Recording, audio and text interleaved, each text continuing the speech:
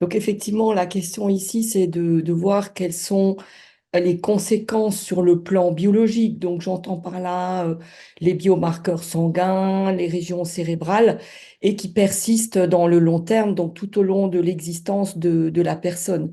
Donc on sait effectivement déjà que la maltraitance infantile produit des conséquences psychologiques et sociales, ça on le sait déjà.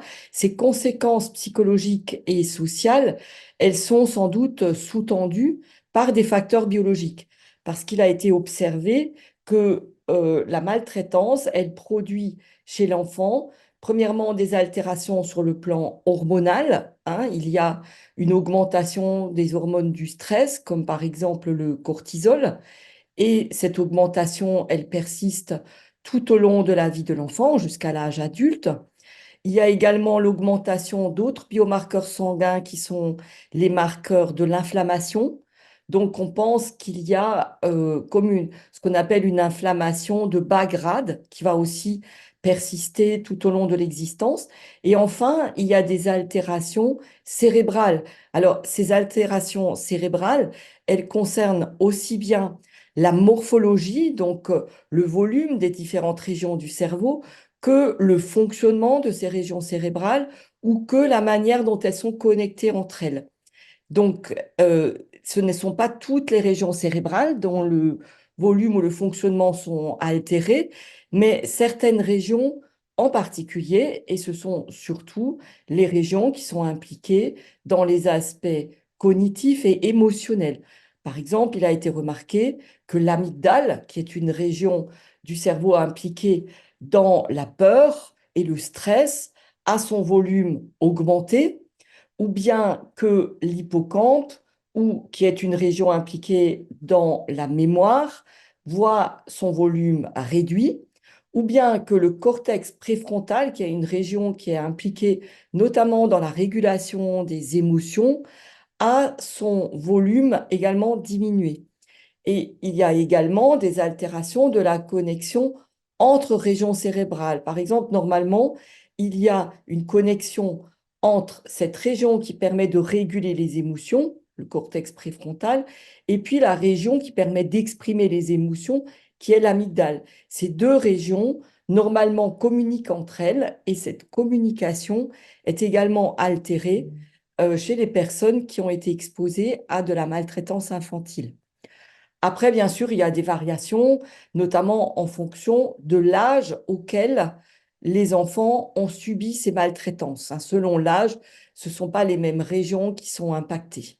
Mais voilà un petit peu ce qu'on peut dire sur l'impact des maltraitances infantiles sur le cerveau. C'est notamment dû aussi au fait que le cerveau, ce n'est bien sûr pas une région qui est déjà terminée à la naissance. C'est une région qui se développe. On dit en général que le cerveau, il n'est terminé que vers l'âge de 25 ans.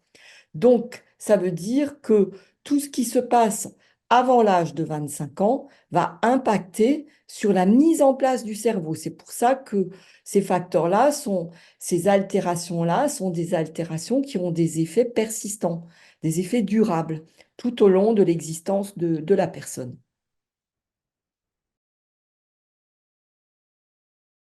Oui, alors on ne sait pas au juste si c'est maltraitance, parce qu'il y a différentes formes de maltraitance. Il y a la négligence, les maltraitances physiques, sexuelles, psychologiques. Alors, il y a assez peu d'études qui se sont intéressées à savoir si certaines formes spécifiques de maltraitance auraient des effets spécifiques. Le facteur qui semble le plus déterminant, c'est plutôt l'âge de l'enfant au moment où ces maltraitances surviennent. Et évidemment, plus c'est tôt, plus l'impact peut être sévère et sérieux.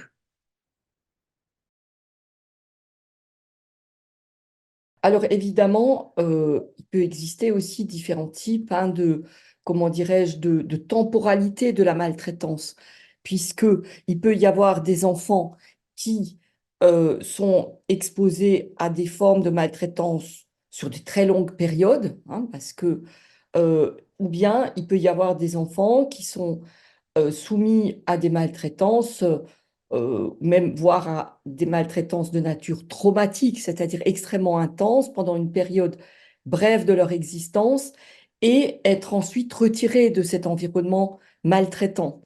Évidemment, je pense que l'impact sera beaucoup plus fort chez un enfant qui est exposé chroniquement à la maltraitance que chez un enfant qui, après une maltraitance sévère, peut finalement se retrouver dans un milieu sécurisant.